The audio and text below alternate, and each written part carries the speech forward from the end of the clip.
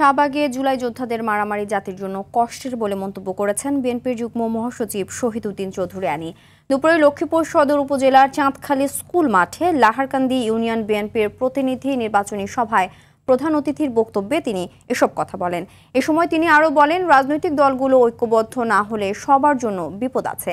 আগামী দিনে বেগম খালেদা জিয়া ও তারেক রহমানের নেতৃত্বে শেখ হাসিনার বিচার নিশ্চিত করার কথাও জানান তিনি। স্থানীয় নেতাকর্মীরা এই সময় উপস্থিত ছিলেন।